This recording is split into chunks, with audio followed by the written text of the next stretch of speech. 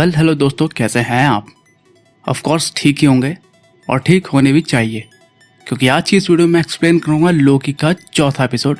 और अगर आपने इससे पहले वाला एपिसोड नहीं देखा है तो उसका लिंक मैंने नीचे डिस्क्रिप्शन में दे रखा है, आप चाहें तो उन्हें वहां जाकर देख सकते हैं। तो एपिसोड की शुरुआत होती है सेल्वी के बचपन से, जहाँ सेल्वी एस्गार्ड में अकेले खेल रही होती है कि तभी वहाँ रेवोना आती है और सेल्वी को बिना मतलब समय में छेड़छाड़ के जुर्म में गिरफ्तार कर टीवीए के अदालत में पेश करती है। यहाँ से सेल्वी रेवोना का टेम्पैड चुराकर भाग जाती है। इस बात को रेवोना लिफ्ट के जरिए टाइम कीपर्स के पास जाते हुए याद कर रही होती है, जिसके बाद वो टाइम कीपर से मिलती है और यहाँ पर हम पहली बार टाइम कीपर्स को देखते हैं। अब बाद में लिफ्ट से बाहर आते वक्त मोबियस रेवोना से बात करता है, जहाँ रेवोना बताती है कि टाइम कीपर्स लोकी और सेल्वी के भाग जाने से नाराज है। यहाँ मोबियस रेवोना से हंटर B20 से बात करने को बोलता है, पर रेवोना बताती है कि वो मर चुकी है। तो मोबियस पूछता है कि कैसे। इस पर रेवोना बताती है कि सेल्वी ने उसके दिमाग से छेड़छाड़ की, जिसकी वजह से उसका दिमाग खराब हो गया था और टीवी में आते वक्त वो मर गई।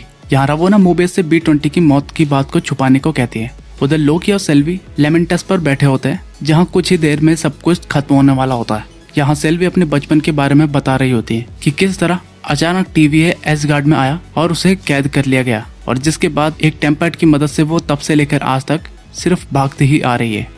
उधर टीवीए में मोबियस उन्हें ढूंढ रहा होता है। यहाँ B15 मोबियस से C20 के बारे में पूछती है, पर मोबियस कुछ नहीं बताता। वहाँ लेमेंटस पर एक बड़ी सी चट्टान जमीन से टकराती है, जिससे निकली शॉकवेव लोकी और सेल्वी की तरफ पड़ रही होती है और यहाँ दोनों एक दूसरे का हाथ पकड़ लेते हैं। वहाँ अचानक टीवीए में टाइमलाइन में एक अजीब सी नई लाइन बनने लगती है, जिससे उन दोनों को ट्रेस कर लिया जाता है और उन्हें टीवीए में वापस ले आया जाता है, जिसके बाद दोनों को अलग अलग इन्वेस्टिगेशन रूम में डाल दिया जाता है। यहाँ मोबियस लोकी को अपने कमरे में लाता है, जहाँ लोकी मोबियस को बताता है कि टीवीए तुमसे झूठ बोल रहा है, जिसके बाद मोबियस लोकी को टाइम सेल में भेज देता है। ये जगह एस्गार्ड जैसी होती है। तभी वहाँ एक लेडी आती है जो लोकी को मारती है और चली जाती है, और फिर दोबारा ऐसा ही होता रहता है।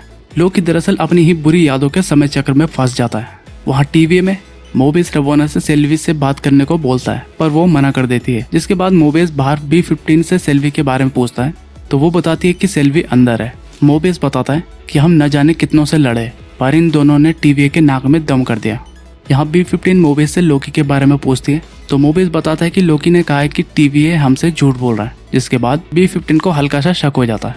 वहाँ लोकी समय चक्र में फंसकर परेशान हो जाता है और वो उस लेडी से माफी मांगने लगता है और बताता है कि हमने तुम्हारे बाल जानबूझकर काटे थे ताकि हम सबकी नजरों में रह सके। तभी वहाँ मोबियस आता है और लोकी को अपने साथ वापस इन्वेस्टिगेशन रूम में लाता है और उससे पूछताछ करने लगता है। यहाँ मोबियस लोकी से टाइमलाइन खराब होने की वजह पूछता है और यहाँ पता चलता है कि टाइमलाइन में गड़बड़ी का कारण लोकी का सेल्वी से प्यार करना था। यहाँ लोकी अपने ही एक रूप से प्यार करने लगता है, जो कि एक अलग टाइमलाइन से होती है। लोकी यहाँ मोबियस को बताता है कि टीवीए के सभी लोग एक वेरिएंट्स हैं, जिन्हें टाइम कीपर्स ने टाइमलाइन से अगवा किया है। तुम सबकी अपनी एक फैमिली थी, जिनकी यादें तुम्हारे दिमाग से मिटा दी गई। पर मोबियस को ये लोकी की कोई चाल लगती है, तो वो उसे वापस टाइम सेल में डाल देता है। जिसके बाद वो रेवोना से मिलने जाता है। बाहर हंटर B15 ये सब सुन रही होती है। जिसके बाद वो सेल्वी के कमरे में जाकर उसे 2050 के रॉक्स कार्ट में ले जाती है। वहाँ मोबियस रेवोना से बात कर रहा होता है कि अगर तुम कहीं भी और कभी भी जा सकते तो कहाँ जाते। इस पर मोबियस बताता है कि मैं तुम्हारे साथ ही रहना चाहूंगा। जहाँ रेवोना बताती है कि सेल्वी की सजा के वक्त टाइम कीपर्स वहाँ पर मौजूद रहेंगे। मोबियस किसी तरह बहाने से रेवोना का टेम्पैड अपने टेम्पैड से बदल देता है और कुछ देर बाद वहाँ से चला जाता है। वहाँ B15 सेल्वी से बात करती है, तो सेल्वी बताती है कि वो नई यादें नहीं बना सकती, बल्कि वो पुरानी यादों के सहारे लोगों को कंट्रोल करती है। यहाँ सेल्वी B15 को उसका टीवीए से पहले की यादें दिखाती है, जब वो एक इंसान हुआ करती थी। जिसके बाद B15 को यकीन हो जाता है कि टीवीए हमसे झूठ बोल रहा है। मोबियस एक जगह छुपकर रेवोना के टेम्पैड से हंटर C20 की फाइल देखने लगता है, जहाँ उसे पता चलता है कि लोकी सच कह रहा था।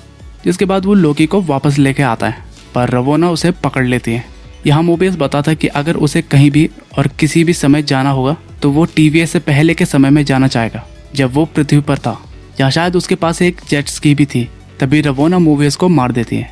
अब रेवोना लोकी और सेल्वी को अपने साथ उस गोल्डन लिफ्ट की मदद से टाइम कीपर्स के सामने ले जाने लगती है।